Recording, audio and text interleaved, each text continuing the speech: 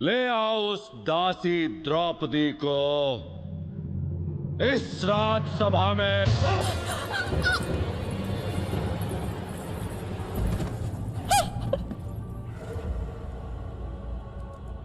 घमंड उतरता है तो सबसे पहले मुख काला होता है। इस घमंडी स्त्री का मुख तो दिखाओ।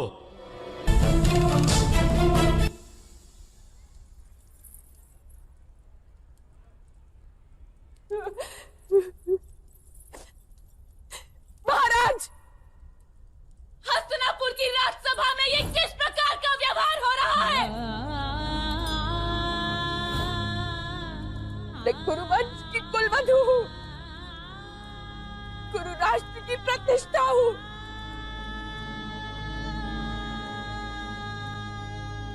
हस्तिनापुर की लक्ष्मी बनकर मैंने इस नगर में प्रवेश किया था महाराज, और मुझे यूं इस प्रकार यहाँ पंख पशु की भांति लाया जा रहा है। क्यों? पितामह, आपकी कीर्ति तो समग्र आर्यवर्त में है। आप तो स्वयं माता गंगा के पुत्र हैं। अपने समक्ष ऐसा व्यवहार देख के आप मौन किस प्रकार रह सकते हैं?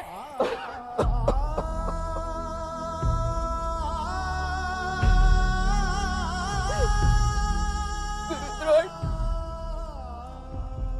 आप तो यहाँ मेरे पिता के स्थान पर हैं। मेरे साथ ऐसा व्यवहार क्यों हो रहा है?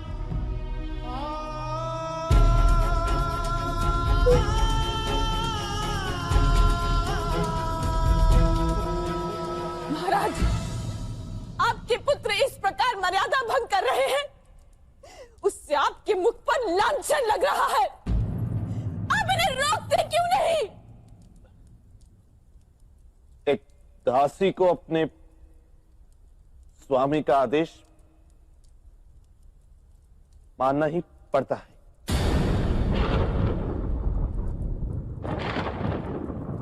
दासी?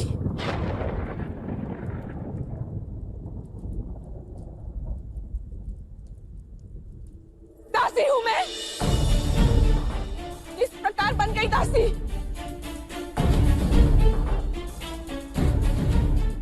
मेरे प्रश्न का उत्तर कभी आर्यपुत्र युधिष्ठिर ने दिया ही नहीं। यदि वो स्वयं को द्युत में हार चुके थे तो उनका मुझ पर अधिकार ही नहीं था। फिर किस प्रकार उन्होंने मुझे दांव पे लगाया? मैं इस सारी सभा से प्रश्न करती हूँ, ये किस प्रकार का धर्म है?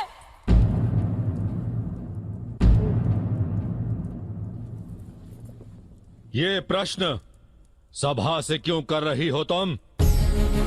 अपने आर्य पुत्र से पूछो। दास युधिष्ठिर, उत्तर दो। उत्तर दीजिए आर्य। क्या आपने जिस अधिकार से अपने भाइयों को दांव पर लगाया था, क्या आपने उसी अधिकार से मुझे भी दांव पर लगाया?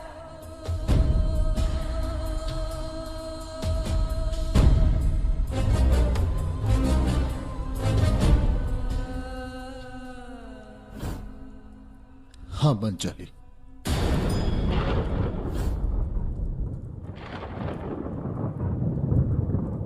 परिवारजनों का एक दूसरे पर अधिकार होता है। पत्नी केवल परिवारजन नहीं,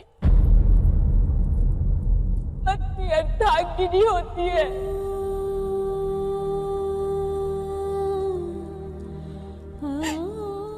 किसी व्यक्ति की मृत्यु पर उसके परिवार को दुख अवश्य होता है, किंतु विधवा तो केवल उसकी पत्नी होती है।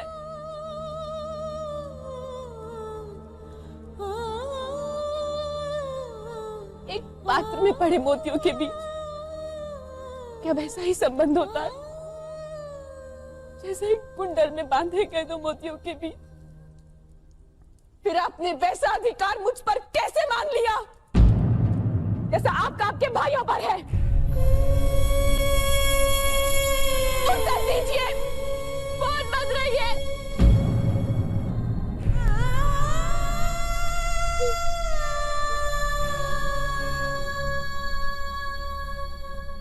महामंत्री विदुर, आपके राज्य में तो न्याय का शासन है।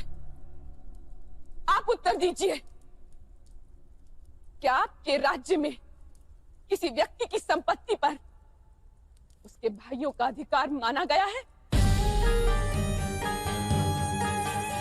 यदि व्यक्ति अपने भाई को अधिकार देता है तो का अधिकार माना गया है। पति की संपत्ति पर पत्नी को अधिकार तो समाज देता है, राज्य का न्याय वो अधिकार देता है। विवाह होते ही वो अधिकार उसे मिल जाता है।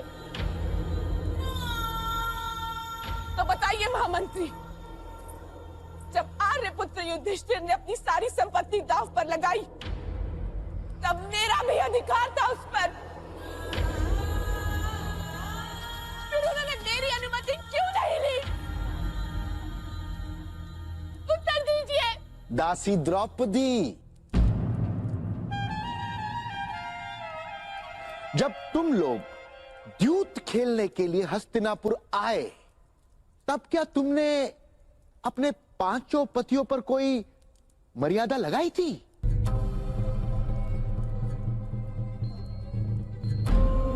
नहीं।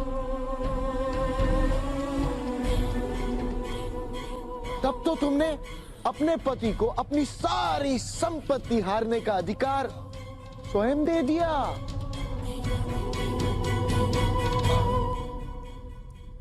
अब व्यर्थ प्रलाप मत करो। अर्थात मैंने अपने पतियों पे पहले से मर्यादा नहीं लगाई, वो दोष था मेरा।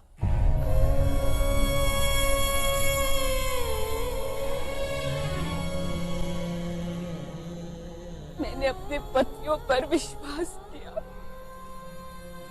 वो अपराध था। उत्तर दीजिए आर्यपुत्रों।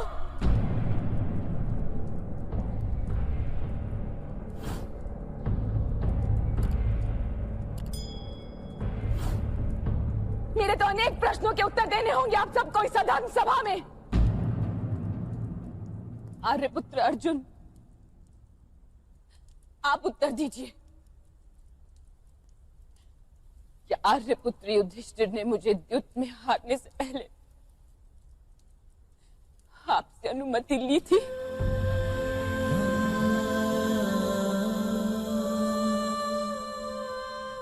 क्या आप सबने अनुमति दी थी?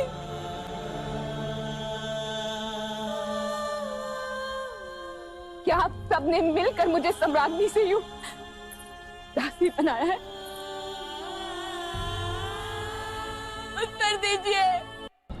दुशासन, जिस प्रकार इसने इंद्रप्रस्थ की सभा में समग्र आर्यवर्त के सामने हमें निशस्त्र किया था, उसी प्रकार इसे इस सभा में निर्वस्त्र कर दो।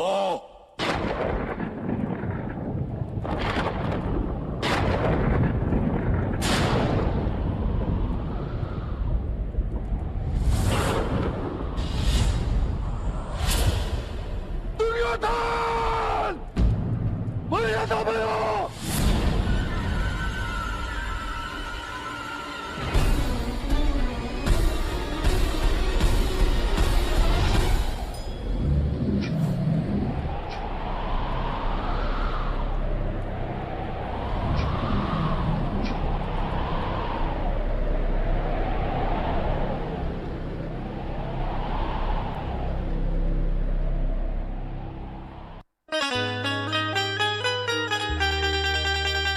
सभा में द्रौपदी रो रो के पुकारे आओ, कहाँ छिपे हो नंद के दुलारे आओ। लाज अबला की लुटी जा रही है मोहन, भक्त वत्सल के सहारे आओ। जो तुमने कितनों की बचाई है और बिगड़ी भी सुना लाखों की बनाई है। देर न हो जाए शाम, देर न हो जाए, देर न हो जाए शाम, देर न हो जाए।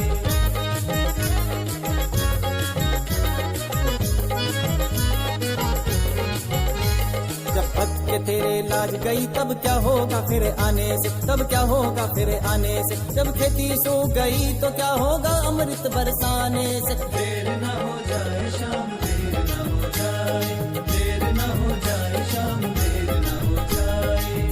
आजा रे लाज मेरी न लुट जाए। देर न हो जाए शाम, देर न हो जाए, देर न हो जाए शाम, देर न हो जाए।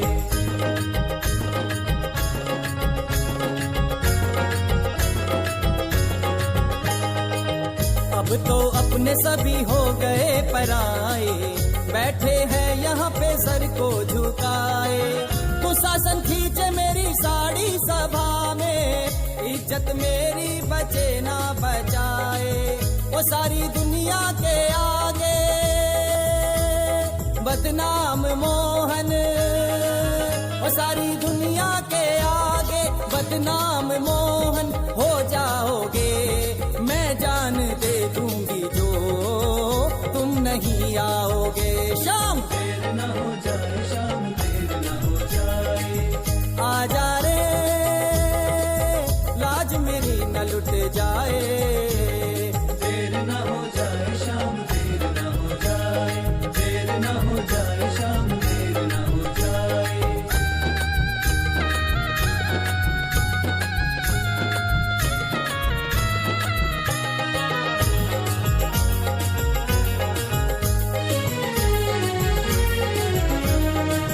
अब तो सबर होता नहीं, आजा लेने द्रौपदी की खबर। आजा शर्मा बेचैन है दर्शन के लिए। देर से सही मगर आजा। दुख की घड़ी है, विपदा पड़ी है। दुख की घड़ी है, विपदा पड़ी है। नैया भंवर में मेरी आकर पड़ी है। आजा के देर न हो जाए शाम, देर न हो जाए, देर न हो जाए शाम, देर न हो जाए।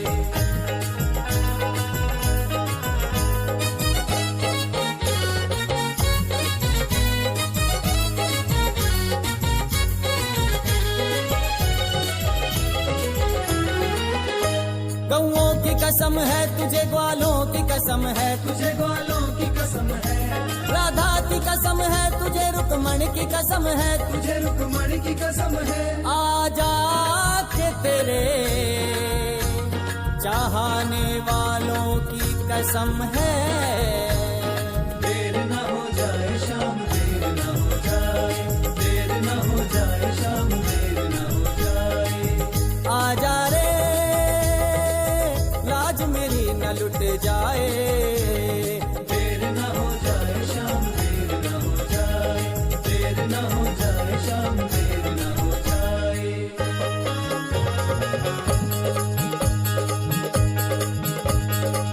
आजा रे मोहन तेरी बहना पुकारती है, लाज बचा जा तेरी बहना पुकारती है।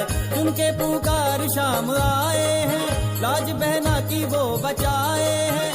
थक गया दुष्ट दुशासन पापी, तेरी साड़ी का वो लगाए हैं। उनके पुकार शाम आए हैं, लाज बहना की वो बचाए हैं, लाज बहना की वो बचाए हैं।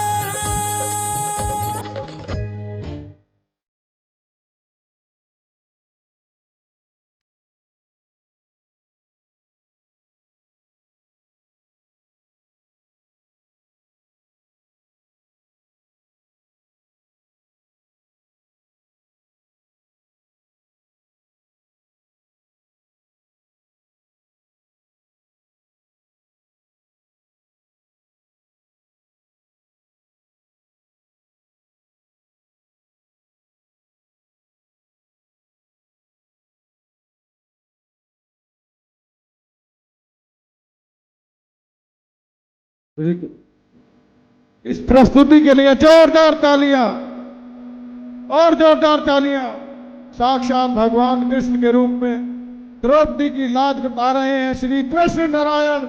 बोलो कृष्ण भगवान की, बोलो श्री कृष्ण नारायण भगवान की।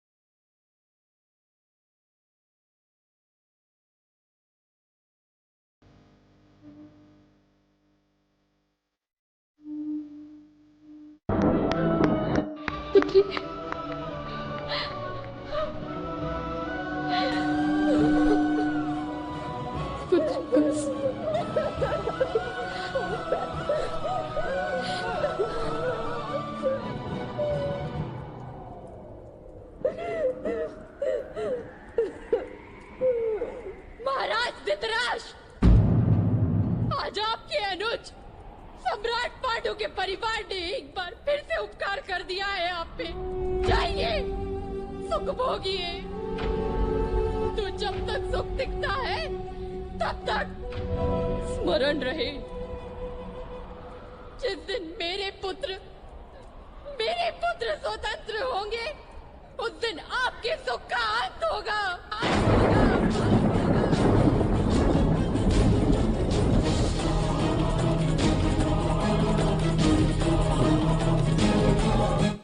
स्मरण रहे, जिस दिन मेरे पुत्र स्वतंत्र होंगे उस दिन आपके सुख का अंत होगा। आपके पुत्र स्वतंत्र होंगे? मौन रहो मेरे बच्चे, मौन रहो। बोलने दीजिए उसे गांधार राज, उसका घमंड बोल रहा है ये शब्द। तुम द्रौपदी को निर्वस्त्र करना चाहते थे ना दुर्योधन? अब देखो अपनी सभा को। मुख में विष लेकर चलने वाले सर्प की त्वचा भी उसका त्याग कर देती है। जिसने ये अधर्म मौन रहकर देखा,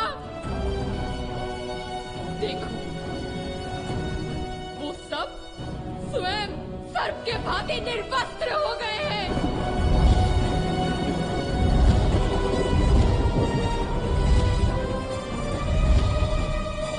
पुत्र दुर्योधन,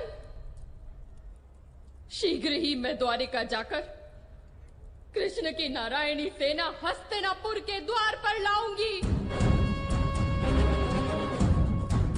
और कृष्ण तथा बलराम से विनती करूंगी कि कुरु वंश को पराजित करें, मेरे पुत्रों को स्वतंत्र करें। तो आप में से किसी को मारे नहीं,